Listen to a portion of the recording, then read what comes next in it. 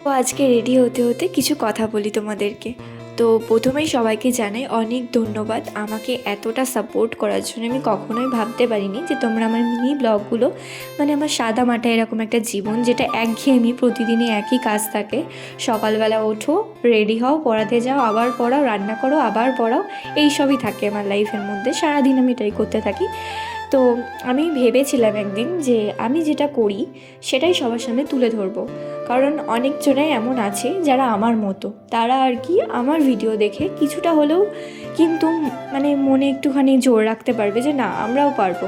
তো সেটা ভেবেই আমি শুরু করেছিলাম। তো আমি কখনোই ভাবতে পারিনি যে আমার 1 লাখ ফলোয়ার্স কমপ্লিট হবে। তো এটা আমার কাছে স্বপ্নের থেকে কিছু বড় নয়, মানে ভীষণ বড় একটা স্বপ্ন এটা ধরতে গেলে। আমি যেটা কোনোদিনও দেখিও নি, মানে ভাবতামও না যে এত ফলোয়ার্স আমি কোনোদিনও, মানে এত মানুষকে আমি কোনোদিনও আমার পাশে পাবো। তো সবাইকে অসংখ্য ধন্যবাদ এটার জন্য। তো এভাবেই আমাকে সাপোর্ট করতে থাকো, আমার পাশে থাকো। অবশ্যই আমি একদিন 1 লক্ষ থেকে 1 মিলিয়নে যেতে পারবো। তো আজকের জন্য এইটুকুনি। তো টাটা।